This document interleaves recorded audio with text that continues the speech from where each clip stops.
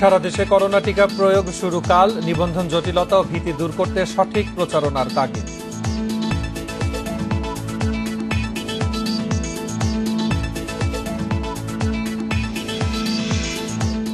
পল্লবীতে ডিএনসিসির চালানো উচ্ছেদ অভিযানের 15 দিন পর আবারও দখল, বসানো হয়েছে অস্থায়ী দোকান।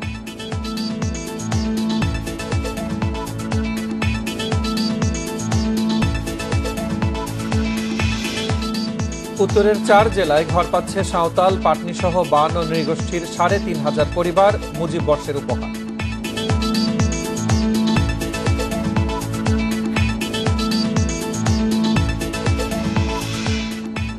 বাজারে ভোজ্য তেলের দামের রেকর্ড, লিটারে বেড়েছে অন্তত 30 টাকা, কমতে লাগবে 1 মাস।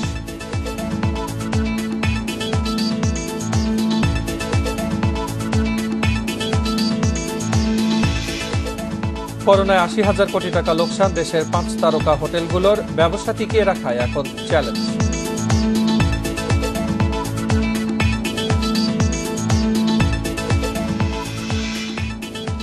স্বাগত 1 ঘন্টার বিরতিহীন ইন্ডিপেন্ডেন্ট সংবাদে, সাথে আছি মুজাহিদুল ইসলাম।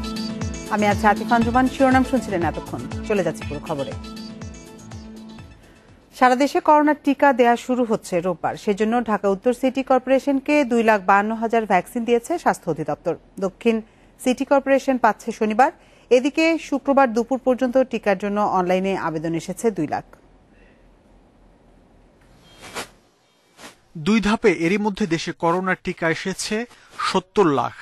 27 জানুয়ারি করোনা ভ্যাকসিন কার্যক্রম উদ্বোধন করেন প্রধানমন্ত্রী শেখ হাসিনা। এরপর থেকে সারা দেশে করোনা ভ্যাকসিন পৌঁছে দেওয়ার কার্যক্রম শুরু হয়। শুক্রবার রাজধানীর তেজগাঁওয়ের জেলা ইপিআই স্টোর থেকে 2,52,000 টিকা দেয়া হয় ঢাকা উত্তর সিটি কর্পোরেশনকে, যা এরই মধ্যে বিভিন্ন হাসপাতাল ও স্বাস্থ্যকেন্দ্রে পৌঁছে দেয়া হয়েছে। সংস্থাটি জানিয়েছে রোববার থেকে ঢাকা উত্তর সিটিতে শুরু হবে টিকাদান কর্মসূচি। রবিবার সকাল থেকে আমরা আমাদের 22টি সেন্টার, মেডিকেল সেন্টার আছে এবং আমাদের 5টা হাসপাতাল, আমাদের যে সেন্টার আছে সেগুলো থেকে আমরা একযোগে আমরা এই ভ্যাকসিন প্রয়োগ শুরু করব। স্বাস্থ্য বিশেষজ্ঞরা বলছেন, করোনার টিকা নিতে আগ্রহ বাড়াতে নিবন্ধন জটিলতা দূর করা প্রয়োজন। সেই সাথে ভীতি দূর করতে প্রয়োজন সঠিক প্রচারণারও। এই ডিজিটাল নিবন্ধন প্রক্রিয়া আমাদেরকে করতেই হবে, তবে সেটি যেন আরো সহজলভ্য করা যায় সে বিষয়ে চিন্তা ভাবনা হচ্ছে। এটার জন্য কিন্তু আমাদের টিকাদান অভিযান যেন কোনোভাবে ক্ষতিগ্রস্ত না হয়, সেইভাবে সরকারকে যেমন দায়িত্ব পালন করতে হবে, সাধারণ মানুষ, বেসরকারি সংস্থা, সমাজসেবক এবং সমস্ত শ্রেণী পেশার মানুষকেও যারা নিবন্ধন করতে পারছেন না তাদেরকে সহযোগিতা করতে এগিয়ে আসতে হবে। আগে থেকে অনলাইনে নিবন্ধন করা না থাকলেও কেন্দ্রে নিবন্ধনের মাধ্যমে করোনার টিকা নেওয়া যাবে বলে জানিয়েছে স্বাস্থ্য অধিদপ্তর। মাহমুদ শরীফ, ইন্ডিপেন্ডেন্ট নিউজ, ঢাকা। সারা দেশে করোনার টিকা কর্মসূচির শুরুর প্রস্তুতি নিয়ে আরো জানাতে সরাসরি টাঙ্গাইল ও শরীয়তপুর থেকে আমাদের সাথে যোগ দিচ্ছেন সহকর্মীরা। শুরুতে যাচ্ছে টাঙ্গাইলে, সেখানে আছেন সহকর্মী মামুনুর রহমান। মামুনুর, আগামীকাল থেকে সারা দেশে একযোগে টিকাদান কর্মসূচি শুরু হবে, তো হাসপাতালগুলোতে আপনি কি ধরনের প্রস্তুতি দেখতে পাচ্ছেন, আর এ পর্যন্ত সুরক্ষা অ্যাপসের মাধ্যমে কতজন নিবন্ধন করেছে? আমি এখন দাঁড়িয়ে আছি টাঙ্গাইল জেনারেল হাসপাতাল, 250 শয্যাবিষ্ট যে জেনারেল হাসপাতাল আছে সেই হাসপাতাল কম্পাউন্ডে। এখানে যে ভবনটাতে এই ভ্যাকসিন প্রয়োগ করা হবে সেই ভবনের সামনে দাঁড়িয়ে আছি। তো আমাকে কিন্তু এই টাঙ্গাইলের যে সিভিল সার্জন রয়েছে তিনি যেটা জানিয়েছেন যে এই ভবনের সকল কার্যক্রম সম্পন্ন হয়েছে এবং টিকাদানের সাথে যারা থাকবে তাদের প্রশিক্ষণ শেষ হয়েছে, সেসব ডাক্তার এবং নার্সদের প্রশিক্ষণ শুরু হয়েছে, শেষ হয়েছে এবং এই কম্পাউন্ডেও কিন্তু 9টি বুথ স্থাপন করা হবে, অর্থাৎ 9টি বুথের মাধ্যমে ভ্যাকসিন প্রয়োগ করা হবে। সেই বুথগুলি প্রস্তুতের কাজ শুরু হয়েছে। তিনি যেটা বলেছেন যে দুপুরের মাঝেই এই সকল প্রস্তুতি সম্পন্ন হবে।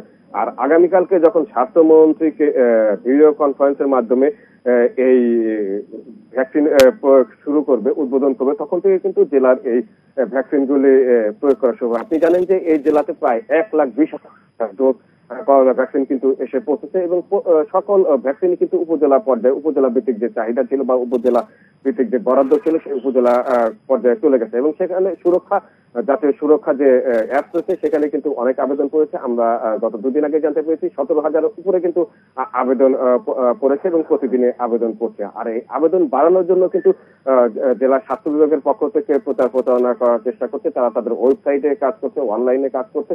এছাড়া স্থানীয় যে পত্র পত্রিকা রয়েছে সেখানে বিজ্ঞপ্তির মাধ্যমে এই দরখাস্ত অর্থাৎ এই টিকা নেওয়ার জন্য দরখাস্ত করার জন্য যেসব আবেদনের বিষয় সেই বিষয়ে কিন্তু মানুষকে সচেতন করার চেষ্টা চলছে। তবে জেলা সিভিল সার্জন যেটা বলছে যে তারা ভ্যাকসিন প্রয়োগের সকল প্রস্তুতি সম্পন্ন করেছে এবং আগামীকালকে যখন 10টার ভিডিও কনফারেন্সের মাধ্যমে স্বাস্থ্যমন্ত্রী উদ্বোধন করবে তখনই টাঙ্গাইলেও এই ভ্যাকসিন প্রয়োগ কর্মসূচি বাস্তবায়িত শুরু হবে।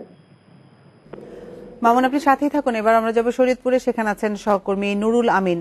নুরুল, এখন পর্যন্ত সুরক্ষা অ্যাপসের মাধ্যমে কতজন নিবন্ধন করেছেন শরীয়তপুরের, আর টিকা প্রয়োগ নিয়ে প্রস্তুতি কেমন দেখছেন সেখানে?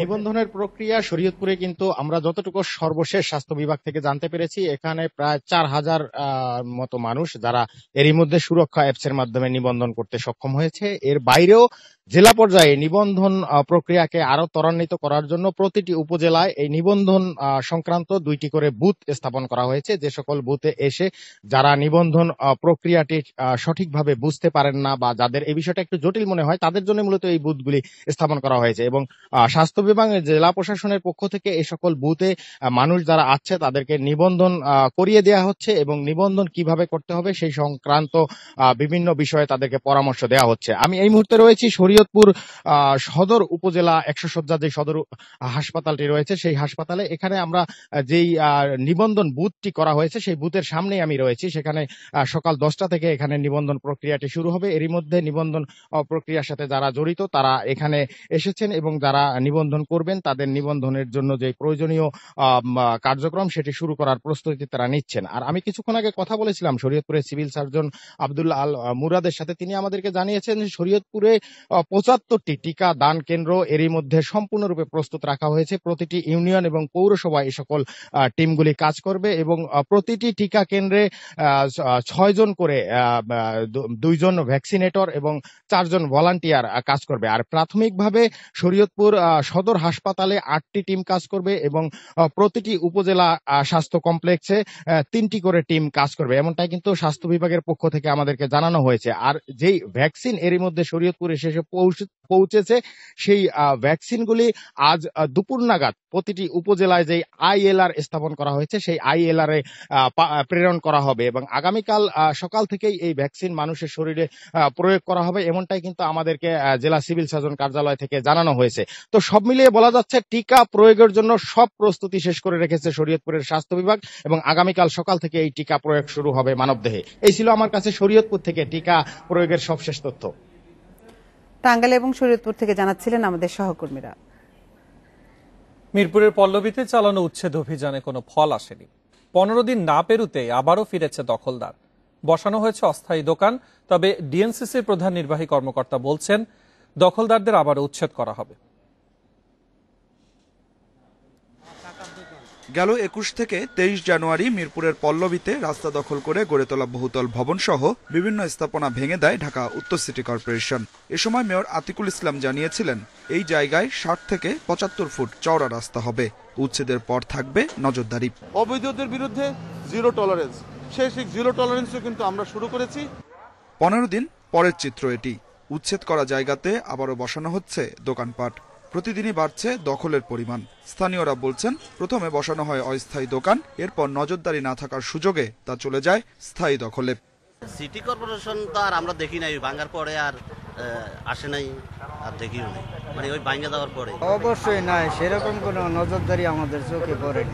এখানে যারা স্থানীয় নেতা তারা সবাই মিলে ঝুলে একটা করে ফেলে, আবার ওটাই সিন্ডিকেট হয়ে যায়।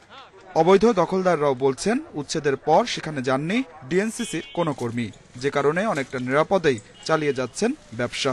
উচ্ছেদের পর এমনি নিজেরাই বলছে আর কি, আমাদের যেহেতু ক্ষয়ক্ষতি হয়েছে মালগুলো আছে বিক্রি করার জন্য। আলোচনা করা হয় না, এমনি বসছি আর কি। যে মালটাল ছিল ওই জন্য এটা বিক্রি করার জন্য বললাম না যে কোনো রকম কাজ চালানোর জন্য বসা হয়েছে আর কি, বলে অন্তত আপাতত বেশি। পল্লবীর দখলমুক্ত হওয়া এলাকাটির কাউন্সিলর আব্দুর রউফ নান্নু। কয়েকশো গজ দূরেই তার কার্যালয়।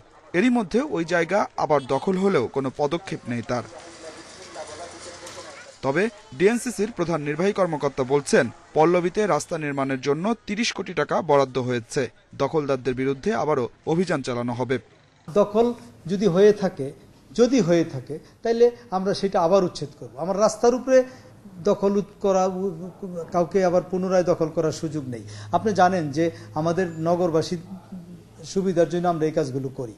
এদিকে উচ্ছেদ করায় আপিল বিভাগে মেয়র আতিকুল ইসলাম সহ 7 জনের বিরুদ্ধে আদালত অবমাননার মামলা দায়ের করেছে ঊর্ধ্বভাষী যুব ছাত্র আন্দোলন। তবে ডিএনসিসি জানিয়েছে, বিহারি ক্যাম্প থেকে কাউকে উচ্ছেদ করা হয়নি। Adilur Rahman, independent news, Dhaka. বসতবাড়ি পাচ্ছে ৩,৫০০ ক্ষুদ্র নৃগোষ্ঠী পরিবার। জীবনমান উন্নয়ন প্রকল্পের আওতায় তাদের ঘর দিচ্ছে সরকার। সিরাজগঞ্জ, রংপুর, গাইবান্ধা ও নওগাঁয় মাথা গোঁজার ঠাঁই পেয়ে খুশি সাঁওতাল, পাটনি সহ 52 নৃগোষ্ঠীর মানুষ। মুজিব বর্ষ উপলক্ষে এই উদ্যোগ। বাঁশের ডালাকুলা সহ নানা গৃহস্থালির জিনিসপত্র তৈরি করেন পুষ্পরানী। কিছুদিন আগেও পরিবার নিয়ে থাকতেন ভাঙা ঘরে। এখন দিন বদলের হাওয়া লেগেছে তার ঘরেও। স্বপ্ন দেখছেন একটি সুন্দর জীবনের।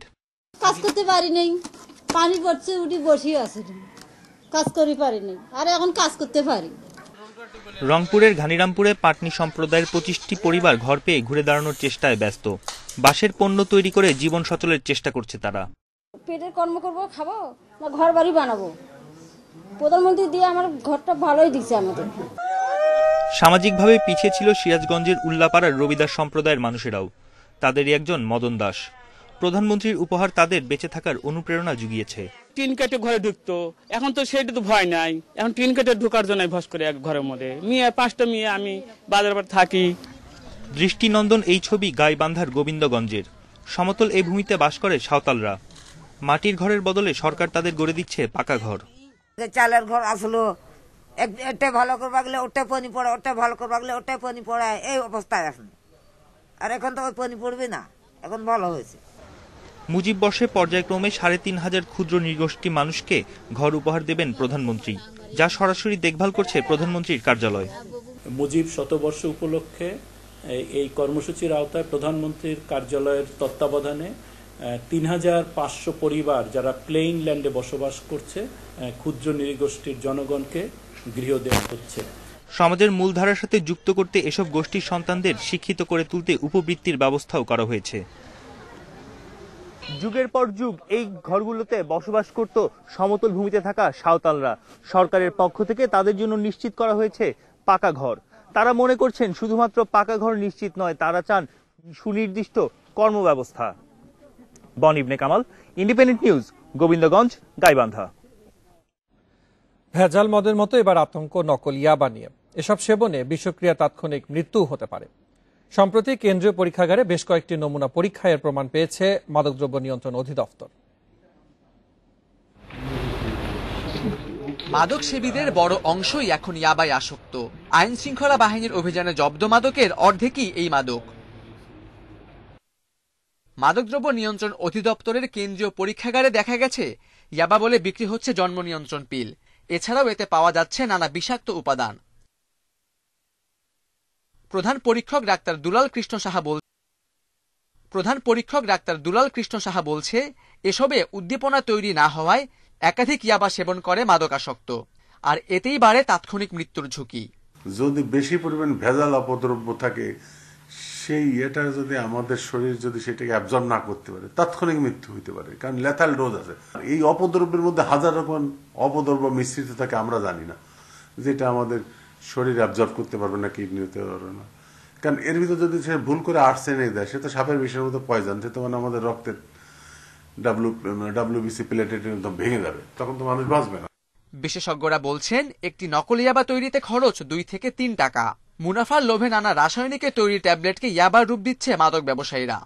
এইখানে তো সে অবৈধ জিনিসপত্র দেয়, তার বড় খরচটা আছে নকল ইয়াবাটা, মানে নেই মূল ইয়াবা 10টা ভেঙে 100টা অন্যান্য বিভিন্ন অপদ্রব্য মিশায় সে করছে। ওইটা ট্যাবলেট ফিলিং মেশিনে দিলে ট্যাবলেট আকারে বেরিয়ে আসবে, তার উপরে একটা কোটিং দেওয়া হয় ভ্যানিলা।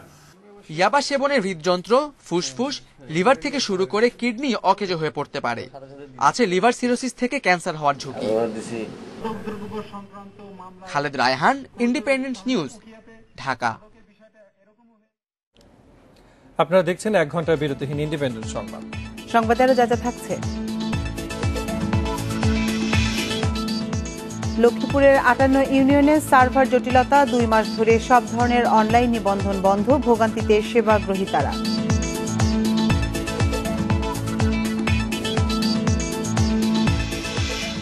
দেশি বিদেশি পর্যটকে মুখর সুন্দরবনের সাতক্ষীরা রেঞ্জ, অবকাঠামো সমস্যা দূর হলে দর্শনার্থী আরো বাড়বে বলছে সংশ্লিষ্টরা।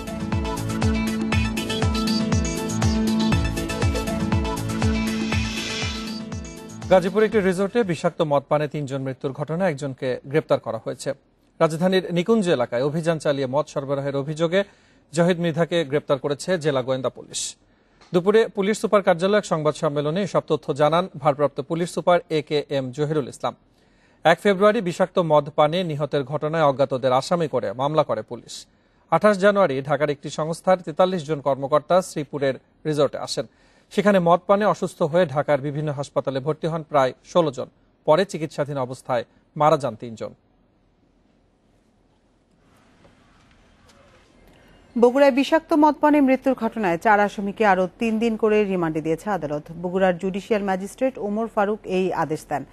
গত 1 ফেব্রুয়ারি রাতে শহরের হরিজন সম্প্রদায়ের একটি বিয়ের অনুষ্ঠানে মদ পান করে মারা যান অন্তত 12 জন। এ ঘটনায় অসুস্থ হয়ে পড়া মনোয়ার হোসেন রিপন বাদী হয়ে থানায় মামলা করেন। পরে পারুল হোমিও হল সহ 4টি প্রতিষ্ঠানের বিরুদ্ধে বিষাক্ত মদ বিক্রির অভিযোগে আইনি ব্যবস্থা নেয় পুলিশ। 2 ফেব্রুয়ারি ওই মামলায় গ্রেপ্তার প্রধান আসামি নুরুন নবী সহ 4 জনকে জিজ্ঞাসাবাদের প্রথম দফায় 2 দিনের রিমান্ডে নেওয়া হয়।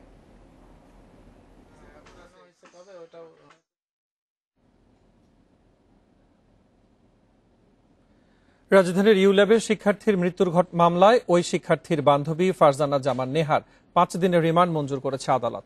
মামলার তদন্ত কর্মকর্তা শুক্রবার দুপুরে 7 দিনের রিমান্ড আবেদন করলে আদালত এ আদেশ দেন। এর আগে 31 জানুয়ারি মামলার আরও 2 আসামিকে 5 দিনের রিমান্ডে নেয় পুলিশ। প্রাথমিক তদন্ত শেষে পুলিশ জানিয়েছে ধর্ষণ নয়, বিষাক্ত মদ পানে শিক্ষার্থীর মৃত্যু হয়েছে। তবে সিআইডির ফরেন্সিক রিপোর্ট পেলে আরও স্পষ্ট হবে বিষয়টি। গত 30 জানুয়ারি রাতে উত্তরার ব্যাম্বো শুট রেস্টুরেন্টে ওই শিক্ষার্থী সহ মদ পান করেন কয়েকজন, পরে মারা যান 2 জন।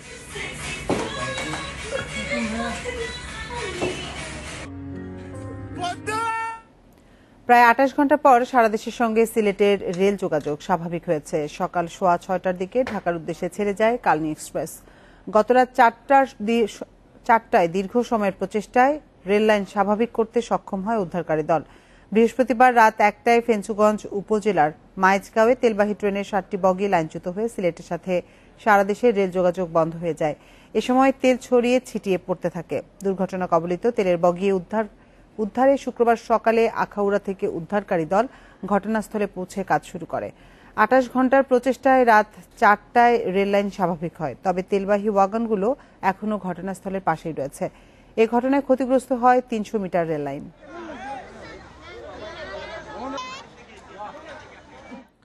গাজীপুরের কোনাবাড়ি বাস স্ট্যান্ড এলাকার একটি মার্কেটে আগুনে পুড়ে গেছে চাইনিজ রেস্টুরেন্ট সহ বিভিন্ন দোকান। খবর পেয়ে ফায়ার সার্ভিসের 6টি ইউনিট 2 ঘন্টার চেষ্টায় আগুন নিয়ন্ত্রণে আনে। ফায়ার সার্ভিস জানায় গত রাত 4:30টার দিকে কোনাবাড়ি বাস স্ট্যান্ড এলাকায় এক্সেলেন্ট সুপার শপ নামের একটি বহুতল ভবনের 4র্থ তলায় আগুন লাগে। মুহূর্তে আগুন ভবনের 5ম ও 6ষ্ঠ তলায় ছড়িয়ে পড়ে। খবর পেয়ে ফায়ার সার্ভিসের 6টি ইউনিট ঘটনাস্থলে পৌঁছে আগুন নিয়ন্ত্রণে আনে। আগুন লাগার কারণ ও ক্ষয়ক্ষতির পরিমাণ এখনও জানা যায়নি।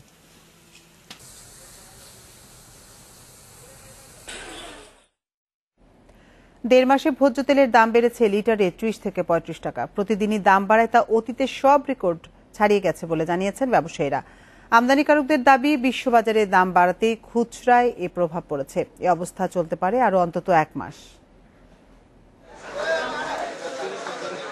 আলু, পেঁয়াজ, চালের পর এবার লাগামহীন ভোজ্য তেলের বাজার। ডিসেম্বর থেকেই বাড়তি দাম, প্রতি চালানেই লিটারে বাড়ছে 5 থেকে 7 টাকা। বিক্রেতারা বলছেন, 1.5 মাস আগে 5 লিটার বোতলজাত তেলের দাম ছিল 475 টাকা, এখন তা বেড়ে দাঁড়িয়েছে 550 টাকা। দীর্ঘদিন ধরে 450, 440, 430 এরকম বছর খানিক আছিল, যা আজকে মাস 2 ভিতরে উল্টাপাল্টা রেট, যে যেভাবে বাড়ি গেছে 150 টাকা বাড়ি গেছে। 30 থেকে 40 দিন যাবত ডেলি আপনার লিটারে 2 টাকা 4 টাকা করে বাড়তেছে। 5 জনের পরিবারে মাসে তেল লাগে 5 লিটারের মতো, তাই বাড়তি দামে তেল কিনতে হিমশিম খাচ্ছেন নির্দিষ্ট আয়ের ক্রেতা। আমি রূপসাদা খেতাম প্রতি মাসে রূপসাদা, কিন্তু এই তেলের দাম বাড়তির কারণে আমার বসুন্ধরা অথবা তীরের দিকে যেতে হয়, কারণ ওখানে একটু দাম কম। কষ্টকরই, অবশ্যই কষ্টকর। এমনি দাম বেশি সবচেয়ে, আগে ছিল 75-80 টাকা, হয়েছে 110 টাকা নর্মালটা, এমনি বেচে 125 টাকা ভালো যেটা। আমদানিকারকেরা বলছেন বিশ্ববাজার থেকে কম দামে সয়াবিন তেল কিনতে অপেক্ষা করতে হবে আরো প্রায় 1 মাস। এখন যে দামে বিক্রি হচ্ছে আমদানি খরচের সঙ্গে সমন্বয় করলে তা আরো বেশি হবে বলেও দাবি তাদের। দাম বৃদ্ধির অন্যতম কারণ হলো আন্তর্জাতিক বাজারের মূল্য বৃদ্ধিটা একমাত্র কারণ। বর্তমানে বাংলাদেশে যে মূল্যে আমরা এটা সরবরাহ করে আসছি সেটা কিন্তু আন্তর্জাতিক বাজারের সাথে যদি অ্যাকচুয়াল সমন্বয় করা হয় তাহলে দাম আরো বাড়ার কথা। দেশের ভোজ্য তেলের চাহিদা বছরে 15 লাখ টন, এর প্রায় 90 ভাগই আমদানির। শীতে পাম অয়েলের ব্যবহার কমে যাওয়ায় বাড়ে সয়াবিনের চাহিদা, তাতেই ঊর্ধ্বমুখী তেলের বাজার। Shariful Islam, Independent news, Dhaka. করোনায় বিদেশি অতিথি কমে যাওয়ায় লোকসানে পড়েছে দেশের 5 তারকা হোটেলগুলো। গত 10 মাসে ব্যবসায় 80,000 কোটি টাকা লোকসান গুনতে হয়েছে। রেস্টুরেন্ট ও ক্যাফে দিয়ে টিকে থাকার চেষ্টা করছেন মালিকরা। অভ্যন্তরীণ পর্যটকদের আকর্ষণ বাড়াতে দেয়া হচ্ছে প্যাকেজ সুবিধা। বিশ্লেষকেরা বলছেন পরিস্থিতি স্বাভাবিক না হওয়া পর্যন্ত ব্যবসা টিকে রাখার চ্যালেঞ্জ নিতে হবে তাদের। দীর্ঘদিন ধরেই অতিথি সংকটে রয়েছে দেশের 5 তারকা হোটেলগুলো। স্বাভাবিক সময়ে এই লবিতে ভরা অতিথি থাকলেও এখন অনেকটাই ফাঁকা। রুম বরাদ্দের হারও নেমে এসেছে 5 থেকে 10 ভাগে।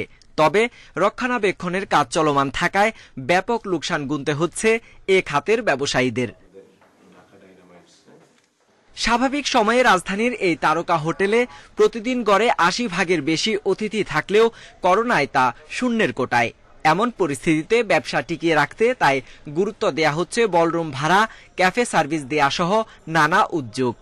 ঢাকার বাইরের যে প্রপার্টিগুলো আছে এগুলোতে কিন্তু আমাদের বাংলাদেশের যে লোকাল যারা গেস্ট বা ট্রাভেলার যারা আছে তারা কিন্তু মুভমেন্ট করছে, বাট সবচেয়ে বেশি ক্ষতির সম্মুখীন হয়েছে ঢাকার ভেতরের সিটিতে, এবং যারা আমরা ফরেন গেস্টদেরকে টার্গেট করে আমাদের প্রপার্টিগুলো ইনভেস্ট করা। আমাদের রেস্টুরেন্টগুলোতে বেশ ভালো সংখ্যক লোকাল ঢাকার যে অধিবাসী আছেন, ঢাকার যারা থাকেন তারা আসছেন উইকেন্ডগুলোতে। কিন্তু যদি রুমের কথা চিন্তা করি, রুমগুলো সাধারণত চিন্তা করা হয়েছে, তৈরি করা হয়েছে বিদেশি আগমনের জন্য। বিশ্লেষকরা বলছেন করোনায় সবার আগে লোকসানে পড়েছে তারকা হোটেলগুলো। ব্যবসা টিকিয়ে রাখতে তাই বিভিন্ন মেয়াদী পরিকল্পনা নেয়ার তাগিদ তার। এই ইন্ডাস্ট্রিগুলো আবার পুরোদমে কর্মচাঞ্চল্য ফিরে পাবে, কিন্তু এর জন্য একটু সময় প্রয়োজন। সরকারকে আমি মনে করি এই বিষয়ে একটু প্রণোদনার আওতায় নিয়ে আসতে হবে এবং তাদেরকে টিকে রাখার জন্য যেই ব্যবস্থাপনাগুলো, বিশেষত আমি মনে করি যে তাদেরকে এখন স্বল্প হারে একটু যদি আমরা ঋণ দিতে পারি। এছাড়াও এ খাতের সঙ্গে সরাসরি জড়িত প্রায় 3.5 লাখ মানুষের পেশা টিকিয়ে রাখতেও সরকারকে কাজ করতে হবে বলেও জানান সংশ্লিষ্টরা। Sohel Rana, independent news, Dhaka. লক্ষ্মীপুরে 5 উপজেলার 58টি ইউনিয়ন পরিষদ কার্যালয়ে তথ্য কেন্দ্রের সার্ভার জটিলতায় জন্ম মৃত্যু সহ সব ধরনের অনলাইন নিবন্ধন কার্যক্রম বন্ধ রয়েছে। 2 মাস ধরে সঠিক সময়ে সনদ নিতে না পারায় সন্তানদের স্কুলে ভর্তি সহ নানা ধরনের ভোগান্তিতে পড়েছেন সেবাগ্রহীতারা। সন্তানের জন্ম নিবন্ধনের জন্য ইউপি চেয়ারম্যানের কার্যালয়ে প্রতিদিনই ভিড় করছেন অভিভাবকরা। তথ্য কেন্দ্রের সার্ভার জটিলতায় জন্ম সনদ নিতে পারছেন না তারা। এতে স্কুলে ভর্তি অনিশ্চয়তায় পড়েছে। কবে নাগাদ সমস্যা কাটবে সেটাও নিশ্চিত করে বলতে পারছে না কেউ। ছেলে মেয়ে ভর্তি করতে পারতেছি না, এখন আমরা ঘুরি ঘুরি পরিশোধে আছি। আমাদের চেয়ারম্যান সাহেবেরা সবাই দোষারোপ করে, চেয়ারম্যান সাহেব এটা দিতেছে না। মনে করেন আমরা বিভিন্ন হরানি হইতে আছি, বাচ্চারা স্কুল ভর্তি করতে পারতেছি না। এই বাচ্চা জন্ম নিবন্ধন কার্ড, এখন বাচ্চার জন্ম নিবন্ধন কার্ড করবো, আশা আসলাম আবার বলছে যে বাপমা জন্ম নিবন্ধন কার্ড এখন ডিজিটাল করতে হইব। জন্ম মৃত্যুর সনদ ছাড়াও সব ধরনের অনলাইন নিবন্ধন কার্যক্রমও বন্ধ রয়েছে। এতে পাসপোর্ট, জমি কেনাবেচা সহ নানা সেবা থেকে বঞ্চিত হচ্ছেন নাগরিকরা। সার্ভারে জটিলতা সৃষ্টি করা হয়েছে, যার কারণে মানুষের জন্ম মৃত্যু নিবন্ধনে অনেক ঝামেলা পোহাতে হচ্ছে। আজকে যে সার্ভারের কারণে জন্ম সনদটা নিয়ে আমরা অনেক প্রশ্নের সম্মুখীন। জন্ম সনদের কারণে আজকে আমরা সঠিক সময়ে সঠিক কাজগুলো করতে পারি না। জটিলতার কথা স্বীকার করে কয়েকদিনের মধ্যে সংকট নিরসনের বিষয়ে আশ্বস্ত করেন সদর উপজেলা নির্বাহী কর্মকর্তা। আপনারা জানেন জন্ম মৃত্যু নিবন্ধন আইনের যে সার্ভার এখন নতুন করে বিডিআরআইএস এর কাজ চলমান আছে, এটার আপডেটের কাজ চলমান থাকায় বর্তমানে জন্ম নিবন্ধনে কিছুটা সমস্যা পরিলক্ষিত হচ্ছে। তবে ইনশাআল্লাহ আশা করি অল্প কয়েকদিনের মধ্যে এই সমস্যাটা কেটে যাবে। লক্ষ্মীপুরে অন্তত 20 লাখ মানুষ সার্ভার জটিলতায় ভোগান্তিতে রয়েছেন। Independent news desk. আপনারা দেখছেন 1 ঘন্টার বিরতিহীন ইন্ডিপেন্ডেন্ট সংবাদ। সংবাদে আরো থাকছে, জার্মানি, সুইডেন ও পোল্যান্ডের কূটনীতিকদের বহিষ্কার করেছে রাশিয়া। নাভালনির পক্ষে বিক্ষোভে অংশ নেওয়ার অভিযোগ।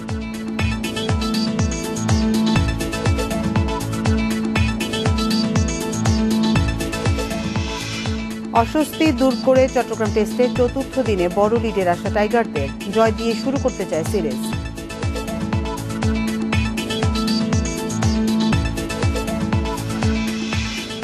দেশের প্রত্নতাত্ত্বিক স্থান মহাস্থানগড় সংস্কারে 4 বছরে এই প্রকল্পের আওতায় নির্মিত জাহাজ ঘাটার ব্রিজ, দর্শনার্থীদের বিশ্রামের জন্য তৈরি ছাউনি, দেয়ালে ওঠা সিঁড়ি ভেঙে পড়েছে। মেয়াদ শেষ হয়ে যাওয়ায় ঠিকাদারি প্রতিষ্ঠানের বিরুদ্ধে ব্যবস্থা নেওয়া সম্ভব হচ্ছে না উল্লেখ করে সংশ্লিষ্টরা বলছেন নতুন করে শুরু হয়েছে সংস্কার কাজ। বগুড়া শহর থেকে 13 কিলোমিটার উত্তরে করতোয়ার পশ্চিম তীরে অবস্থিত প্রত্ননগরী মহাস্থানগড়। প্রায় 2500 বছর পুরনো এই ঐতিহাসিক স্থানকে ঘিরে সাধারণ মানুষেরও রয়েছে বিপুল আগ্রহ। প্রতি বছর দেশ বিদেশের অসংখ্য পর্যটক মহাস্থানগড় পরিদর্শনে আসেন। 2012 সালে মহাস্থানগড়ে বেশ কিছু উন্নয়ন কাজ শুরু হয়।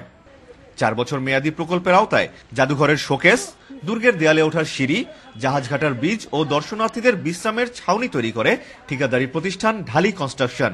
কিন্তু 4 বছর যেতে না যেতেই ব্রিজের এক পাশ ভেঙে পড়েছে।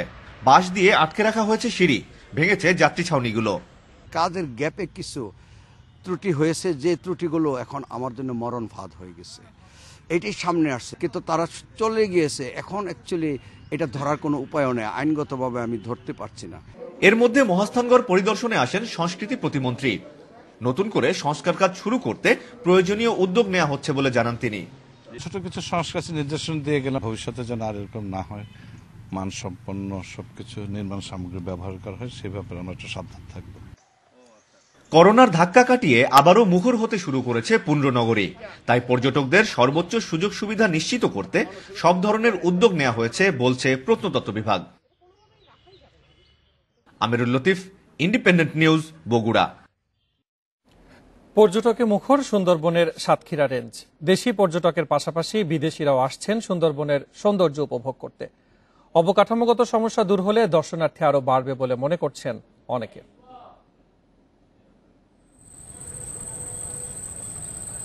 করোনার কারণে 7 মাসেরও বেশি সময় বন্ধ ছিল সুন্দরবন ভ্রমণ।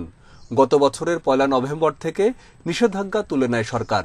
সুন্দরবনের সাতক্ষীরা রেঞ্জে নভেম্বরে তেমন পর্যটক না হলেও ডিসেম্বর থেকে বাড়তে থাকে সমাগম। বন্যপ্রাণীদের কাছ থেকে দেখার আশায় কলাগাছি ও দেবেকি পর্যটন কেন্দ্রে আসছেন অনেকেই। দেশি পর্যটকদের পাশাপাশি বিদেশিরাও ভ্রমণ করছেন সুন্দরবন। কাছ থেকে দেখার আশায় কলাগাছি ও দেবেকি পর্যটন কেন্দ্রে আসছেন অনেকেই। দেশি পর্যটকদের পাশাপাশি বিদেশিরাও ভ্রমণ করছেন সুন্দরবন। দেশের সবচেয়ে বড় বন একটু দেখার ইচ্ছা জাগছে, যে কারণে আমরা এসেছি। সুন্দরবন নাকি অনেক শুনছি অনেক বড় ম্যানগ্রোভ বন, আর এখানে আছে বাঘ, হরিণ, বান্দর, এগুলো দেখার জন্য আর কি আসছি এখানে। সেই সুন্দরবনের সৌন্দর্য দেখে আমি তো মুগ্ধ হয়ে গেলাম, কিন্তু আমি চাচ্ছি আমার কলকাতায় ভাইরা বন্ধুরা যারা আছে তারাও দেরকে উদ্দেশ্য করে বলছি তোমরা আসো এখানে। সুন্দরবন দেখে তৃপ্ত হলেও পর্যটকদের জন্য প্রয়োজনীয় অবকাঠামো না থাকায় আক্ষেপ প্রকাশ করেছেন অনেকে। তারা বলছেন প্রয়োজনীয় সুযোগ সুবিধা নিশ্চিত করা গেলে আরো বাড়বে দর্শনার্থী সমাগম। মানে এখানে আসলে সবকিছুর ব্যবস্থা যদি থাকতো তাহলে আমারও মানুষ আমাদের মতো অনেকে আসতো। কিন্তু এই ব্যবস্থা নাই বলে অনেকেই আসে না। তবে সুন্দরবন কেন্দ্রিক পর্যটনের সুবিধা বাড়ানোর উদ্যোগ চলমান আছে বলে জানিয়েছেন জেলা প্রশাসক। জেলা প্রশাসন এখানে আমাদের নিজস্ব উদ্যোগে আমরা একটি ইকো রিসোর্ট তৈরি করেছি। সেখানে শিশুদের জন্য আমরা একটি ছোট বিনোদন কেন্দ্র গড়ে তোলার চেষ্টা করছি। পাশাপাশি এখানে যারা পিকনিকে আসে তাদের জন্য আমরা এখানে একটি ভালো পার্কিং এর ব্যবস্থা করেছি। ডিসেম্বরে সাতক্ষীরা রেঞ্জে সুন্দরবন ভ্রমণে এসেছেন ৪,৫০০ পর্যটক। জানুয়ারিতে এই সংখ্যা ছিল ৬,৫০০। Independent news desk. খুব শিগগিরই 10,000 EFD মেশিন দেশের বিভিন্ন ব্যবসা প্রতিষ্ঠানে বসানো হবে। এর ফলে প্রতিষ্ঠানের প্রকৃত লেনদেন বা বিক্রির তথ্য জানতে পারবে এনবিআর। বন্ধ হবে কর ফাঁকি এবং বাড়বে আদায়। জাতীয় রাজস্ব বোর্ডের সম্মেলন কক্ষে EFD এর প্রথম লটারি ড্র অনুষ্ঠানে এ তথ্য জানানো হয়। অনুষ্ঠানে এনবিআর এর চেয়ারম্যান বলেন, ক্রেতারা যত বেশি ভ্যাট দেবেন ভ্যাট হার ততই কমানো যাবে। পণ্য কেনাকাটায় ক্রেতারা ভ্যাট দিলেও তা কোষাগারে জমা না পড়ার অভিযোগ দীর্ঘদিনের। ফলে ভ্যাট প্রদানকারী প্রতিষ্ঠানের স্বচ্ছতা ও জবাবদিহিতা বাড়াতে জাতীয় রাজস্ব বোর্ড চালু করেছে electronic fiscal device management system বা EFDMS মেশিন। এতে করে প্রতিষ্ঠানগুলোর ভ্যাট প্রদানে স্বচ্ছতা বাড়বে, বন্ধ হবে ভ্যাট ফাঁকি, বললেন রাজস্ব কর্মকর্তারা। আমাদের মনিটরিংটাও এখন অনলাইন ভিত্তিক চলে গেল। আমরা সবাই ইনস্ট্যান্ট মনিটর করতে পারবো, দেখতে পারবো কোন দোকানের সেল কি হচ্ছে। ভ্যাটটুকু যাতে রাষ্ট্রীয় কোষাগারে জমা হয় সেটুকু নিশ্চিত করতে কিন্তু জাতীয় রাজস্ব বোর্ড এই ডিজিটাল রাজস্ব প্রশাসনের অংশ হিসেবে এই EFD মেশিনের অনলাইন ভ্যাট সিস্টেমটিকে আমরা ইন্ট্রোডিউস করেছি। অনুষ্ঠানে রাজস্ব বোর্ডের চেয়ারম্যান জানান, ইলেকট্রনিক ডিভাইস ছাড়াও ভ্যাট নেওয়া হচ্ছে, তবে তা পুরোপুরিভাবে স্বচ্ছ না। ভ্যাট ফাঁকি রোধে EFDMS মেশিন ক্রেতাদের কেনাকাটা করার আহ্বান জানান তিনি। সাধারণ জনগণের কাছ থেকে সংগৃহীত ভ্যাট কালেকশনের স্বচ্ছতা এনশিওর করার জন্য EFDMS ছাড়াও আরো অনেক পদ্ধতি, অটোমেশনের অনেক পদ্ধতি ইন্ট্রোডিউস করব এবং এটিকে এগিয়ে নিয়ে যাব। ভোক্তাদের কাছে আমাদের অনুরোধ, আপনারা ভ্যাট দিন, আমরা আপনাদের ভ্যাট প্রদান সহজ করে দেব। EFDMS মেশিনের মাধ্যমে জানুয়ারি মাসে যারা কেনাকাটা করেছেন তাদের 101 জনকে লটারির মাধ্যমে পুরস্কার দেয়া হয় অনুষ্ঠানে। নগদ 10,000 থেকে 1 লক্ষ টাকা পর্যন্ত পুরস্কার পান তারা। প্রতি মাসের 5 তারিখে আগের মাসের ক্রেতাদের পুরস্কার দেয়া হবে জানিয়েছে NBR. Sohel Rana, independent news, Dhaka. বিশ্বে করোনায় প্রাণহানি 23,08,000 ছাড়িয়েছে। এ পর্যন্ত মোট আক্রান্তের সংখ্যা 10,58,00,000-এর বেশি। 24 ঘন্টায় বিশ্বে প্রাণ গেছে প্রায় 14,000-এর বেশি মানুষের। রোগী মিলেছে 5.25 লাখ। যুক্তরাষ্ট্রে একদিনে মৃত্যু হয়েছে 3,500-র বেশি মানুষের। এ নিয়ে দেশটির প্রাণহানি 4,70,000 ছাড়িয়েছে। নতুন 1,26,000-এর বেশি রোগী নিয়ে যুক্তরাষ্ট্রের মোট সংক্রমিতের সংখ্যা 2,73,00,000-এর বেশি। এদিকে ব্রাজিলে শুক্রবার প্রায় 1250 মানুষের মৃত্যু হয়েছে। ভাইরাস মিলেছে 51,000-এর বেশি মানুষের দেহে। যুক্তরাজ্য 24 ঘন্টায় মৃত্যু হয়েছে 1,014 জনের। রোগী শনাক্ত হয়েছে 19,000। এছাড়াও জার্মানিতে 776, স্পেনে 584 জনের মৃত্যু হয়েছে।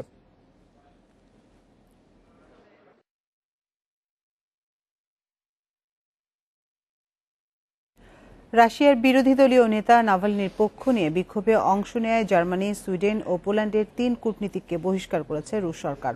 দেশটির পররাষ্ট্র মন্ত্রণালয়ের বরাত দিয়ে বিবিসি জানায়, 23 জানুয়ারি নাভালনির মুক্তির দাবিতে বিক্ষোভে অংশ নেওয়ার অভিযোগ তাদের বিরুদ্ধে।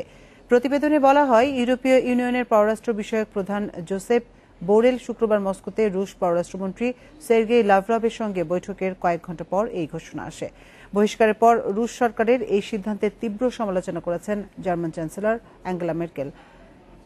এটিকে অবিচার বলে আখ্যা দেন তিনি। এছাড়াও কূটনীতিকের বিক্ষোভে অংশ নেওয়ার কথা অস্বীকার করেছেন সুইডেনের পররাষ্ট্র মন্ত্রণালয়। অন্যদিকে এই বহিষ্কারাদেশের কারণে দুই দেশের দ্বিপক্ষীয় সম্পর্কের আরও অবনতি হতে পারে বলে সতর্ক করেছে পোল্যান্ড।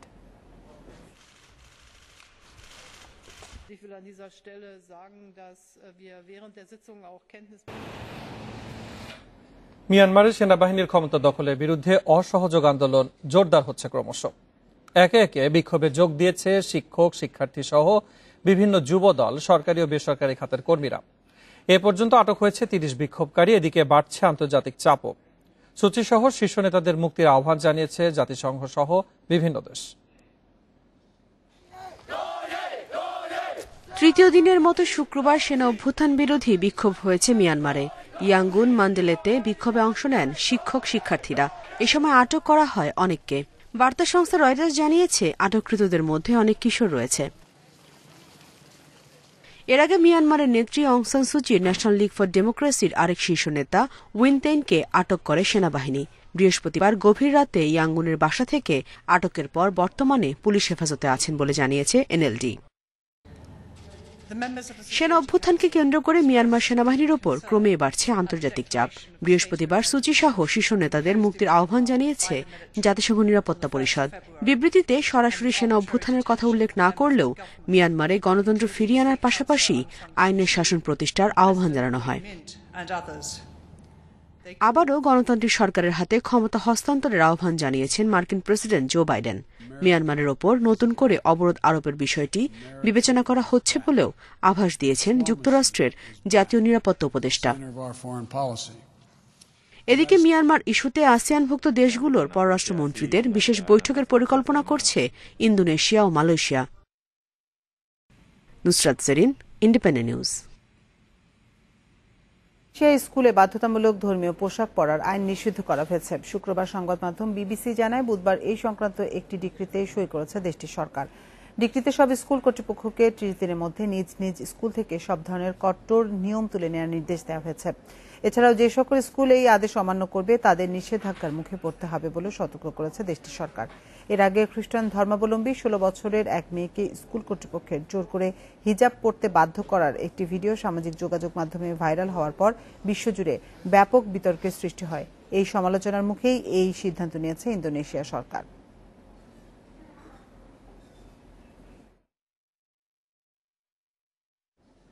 একশো বছরের মধ্যে সবচেয়ে ভয়াবহ খরার মুখোমুখি হতে যাচ্ছে তুরস্ক। জলবায়ু পরিবর্তনের কারণে পর্যাপ্ত বৃষ্টি না হওয়া এবং হঠাৎ তাপমাত্রা বাড়ার কারণে কঠিন পরিস্থিতি সৃষ্টি হয়েছে দেশটিতে, যা তুরস্কের পানির যোগান ও কৃষিখাতের জন্য বড় হুমকি মনে করছেন বিশেষজ্ঞরা।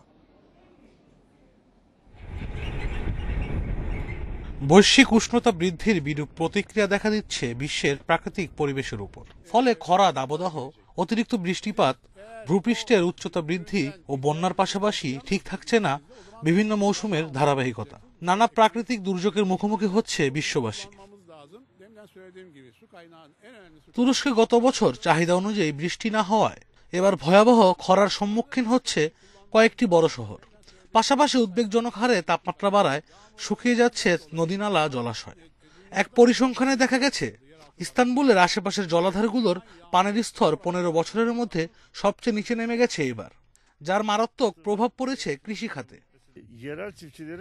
বৃষ্টি কম ও জলাশয়গুলো শুকিয়ে যাওয়ার কারণে স্থানীয় কৃষকরা সেচ বা এমনকি প্রতিদিনের ব্যবহারের জন্যও পর্যাপ্ত পানি পাচ্ছেন না। গত বছর একই কারণে প্রায় 70% ফসল নষ্ট হয়।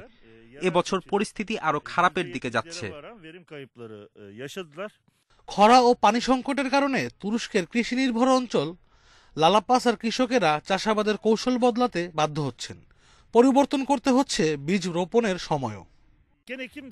স্বাভাবিক সময় বীজ রোপণ করতে না পারলে ফসলের গুণগত মান নষ্ট হয়, দেখা দেয় নানা রোগ। এছাড়া উৎপাদনের পরিমাণও অনেক কমে যাওয়ার আশঙ্কা থাকে।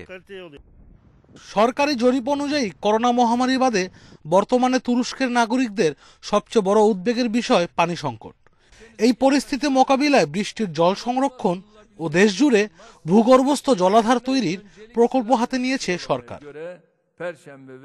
আশরাফ শুভ, ইন্ডিপেন্ডেন্ট নিউজ। শ্রীলঙ্কার পর ভারতের মাটিতেও উজ্জ্বল জরুড সেঞ্চুরিতে 100তম টেস্ট রাঙালেন ইংল্যান্ড অধিনায়ক। চেন্নাইয়ে তার সেঞ্চুরিতে ভারতের বিপক্ষে প্রথম দিন শক্ত অবস্থান ইংল্যান্ড। দিন শেষে 3 লান্সের সংগ্রহ, 3 উইকেটে 263 রান। রবি বার্নস ও ডম সিবলির ওপেনিং জুটিতে আসে 63 রান। 33 করে বিদায় নেন বার্নস, হতাশ করেন ড্যান লরেন্স। তবে তৃতীয় উইকেটে জমে যায় রুট ও সিবলি জুটি। ইংল্যান্ড পার করে 200 রানের কোটা। দিনের শেষ বলে সিবলিকে 87 রানে ফিরিয়ে স্বাগতিকদের স্বস্তি দেন জসপ্রীত বুমরা। 128 রানে অপরাজিত জরুড।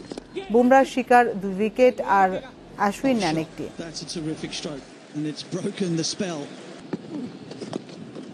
Well, we've seen the shot once before, but that is how to play that shot. Always. Oh, very nicely done. Beautifully played, yeah. Played it so late, and I think it's going to win. Yeah, it is good. Chittagong টেস্টের চতুর্থ দিনে bat করছে বাংলাদেশ। দ্বিতীয় ইনিংসে এখন পর্যন্ত সংগ্রহ 3 উইকেটে 53 রান।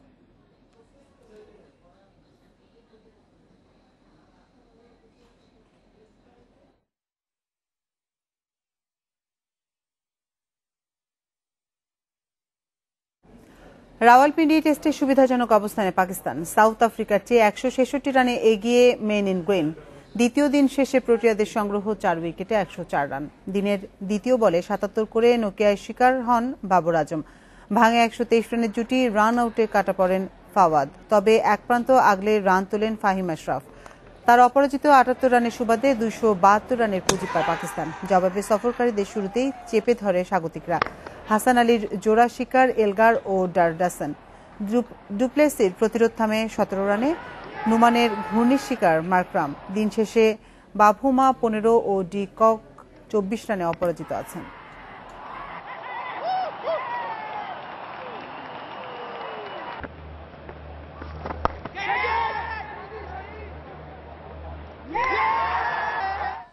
বাংলাদেশের ফুটবলে প্রতিষ্ঠিত শক্তি চট্টগ্রাম আবাহনী, কিন্তু তাদের নগর প্রতিদ্বন্দ্বী চট্টগ্রাম মোহামেডান নেই কোনো আলোচনাতে। সময়ের সাথে সাদা কালোরা হারিয়েছে ঐতিহ্য। সবশেষ ক্যাসিনো অভিযানের পর দীর্ঘদিন তালাবদ্ধ ক্লাব কার্যালয়। পৃষ্ঠপোষকের অভাবে বন্ধ অনুশীলন, এক প্রকার বিলুপ্তির পথে একসময়ের চ্যাম্পিয়নরা। ঐতিহ্য যেখানে গুরুত্ব হারিয়ে ফেলে, সেখানে অনিশ্চিত হয়ে পড়ে অস্তিত্ব। বাংলাদেশের ইতিহাসে চট্টগ্রাম মোহামেডান তেমনই এক ঐতিহ্য। বাংলাদেশের ক্রীড়াঙ্গনে ফুটবল তেমনই এক অস্তিত্ব। 1950-এ শুরু পথ চলা, এরপর চট্টগ্রাম তথা বাংলাদেশের ফুটবলে রীতিমতো পাওয়ার হাউস হিসেবে স্বীকৃতি পেয়েছিল সাদা কালোরা। কাজী সালাউদ্দিন, সালাম মুর্শিদিদের মতো বড় তারকারা খেলেছেনই। সাদা কালোদের পক্ষে এই সময় খেলেছেন জাতীয় দলের 9 ফুটবলার। চিরপ্রতিদ্বন্দ্বী চট্টগ্রাম আবাহনী নিয়মিত দল গঠন করছে বাংলাদেশ প্রিমিয়ার লিগে, কিন্তু নগর প্রতিদ্বন্দ্বীদের খোঁজ নেই কোথাও। চট্টগ্রাম প্রিমিয়ার লিগে সবচেয়ে বেশিবার চ্যাম্পিয়ন হবার রেকর্ডধারীরা এখন ভুগছে অস্তিত্বের সংকটে। দেশের ফুটবলের মানচিত্রে এখন তাদের খুঁজে বের করা রীতিমতো কষ্টসাধ্য কাজ।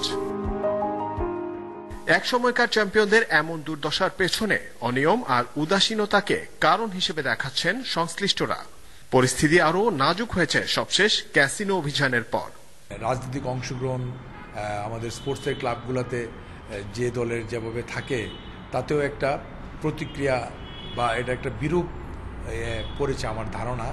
তবে চিটাগাং মোহামেডান অতি সত্বরই বোধহয় একটি ভালো দল গঠন করে পেশাদার ফুটবল লিগে অংশগ্রহণের মাধ্যমে দেশবাসীর কাছে নতুন করে উঠে আসতে চাচ্ছে।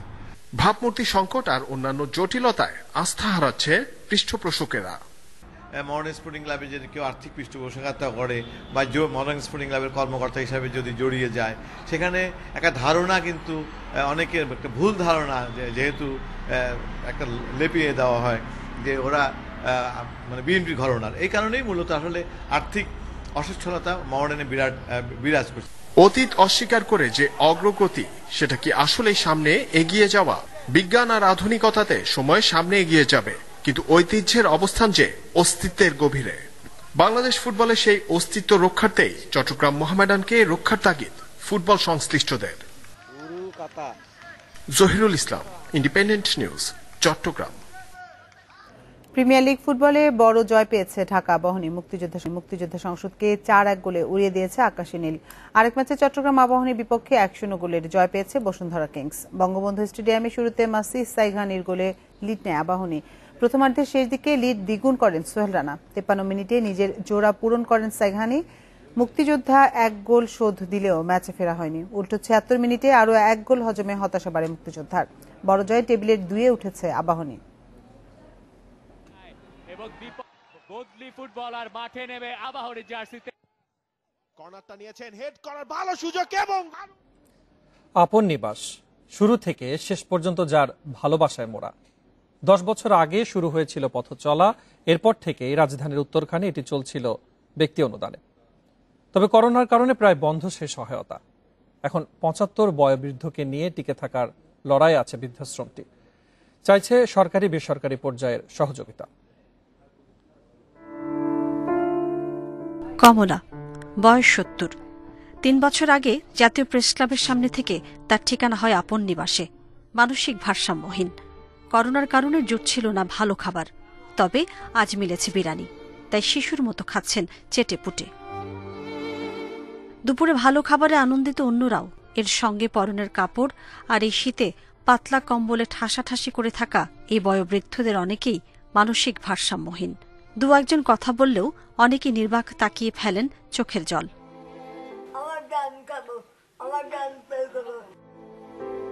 তাদের কাছে সবচেয়ে বড় প্রাপ্তি এই মাথা গোঁজার ঠাই। কোনো কষ্ট হয় না, সব দিক দিয়ে ঠিক আছে বাবা। নিজের বাড়ি থাকলে তো কষ্ট হইতই, তো এটা কি নিজের বাড়ি না, আইসি এখন মরণ জীবন লেগে আইসি। 4 জন তো থাকি এক খাটে, 5 জন 4 জন থাকি, আরো জায়গা হইলে ভালো হইতো, জায়গা নাই কিছু না। 2010 সাল থেকে ব্যক্তি উদ্যোগে চলছে এই প্রতিষ্ঠান। করোনায় কমেছে দাতাদের সহায়তা, সে কারণে এখনো লাগেনি গ্যাস, বিদ্যুৎ আর পানির সংযোগ। মহামারীর মধ্যেও ভাড়া বাসায় 75 বৃদ্ধকে নিয়ে লড়াইয়ের গল্প শোনালেন এর প্রতিষ্ঠাতা। আমাদের যে স্থায়ী কিছু ডোনার ছিল, ব্যাংকে টাকা দিত, তারা অনেকেই বন্ধ করে দিয়েছে, কারণ তারা আবার বাইরে এই মহাসংকটে বাইরে বেশি দিচ্ছে মনে হয়। আর ফান্ড সংকট তো রয়েই গেছে, আমাদের তো ওই রকম কেউ ফান্ড দিচ্ছে না, আর যারা যা দিচ্ছে মাল দিতে চায়, তা আমাদের জায়গা খুব কম, আমরা জায়গার জন্য খুব আপ্রাণ চেষ্টা করছি। আপন নিবাসের সবার চোখেই হারানোর বেদনা, না পাওয়ার আখ্যান, ভেতরে বোবা কান্না। এত সবের পরও তাদের আছে একটি ঠিকানা, এখনো দুবেলা খাবারের নিশ্চয়তা। অভিব্যক্তিতে আছে বলতে না পারা এই আনন্দের প্রকাশ। এখানে যাদেরকে দেখছেন এদের প্রত্যেকের বয়স 70 থেকে 90 বছরের মধ্যে। এদের প্রত্যেককে রাস্তা থেকে কুড়িয়ে আনা হয়েছে। এই করোনার মহামারীতে মানবেতর জীবন যাপন করছেন তারা। ব্যক্তিগত উদ্যোগের পাশাপাশি সরকারি সহযোগিতারও আহ্বানের কথা জানিয়েছেন এখানকার উদ্যোক্তারা। Mahmuda Moumita, independent news, Dhaka. শেষ করছি 1 ঘন্টার বিরতিহীন ইন্ডিপেন্ডেন্ট সংবাদ। তবে যাবার আগে শিরোনামগুলো জানিয়ে দেব আরেকবার।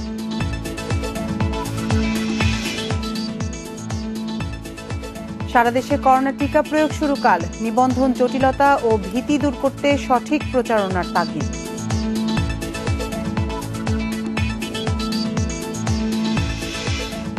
পল্লবীতে ডিএনসিসির চালানো উচ্ছেদ অভিযানের 15 দিন পর আবারও দখল, বসানো হয়েছে অস্থায়ী দোকান।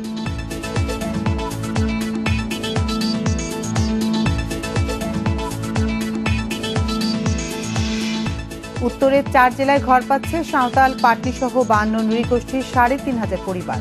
মুজিব বর্ষের উপহার।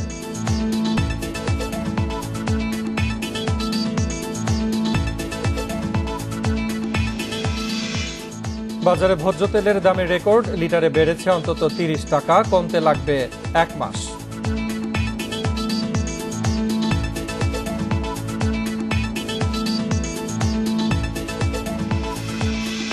এবং করোনায় 2,500 কোটি টাকা লোকসান, দেশের 5 তারকা হোটেলগুলোর ব্যবসা টিকিয়ে রাখাই এখন চ্যালেঞ্জ।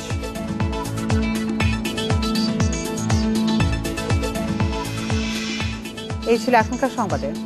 এছাড়া ইন্ডিপেন্ডেন্ট টেলিভিশনের সব খবর বিস্তারিত জানতে চোখ রাখুন ফেসবুক, টুইটার ও ইউটিউবে। ধন্যবাদ এতক্ষণ সাথে থাকার জন্য।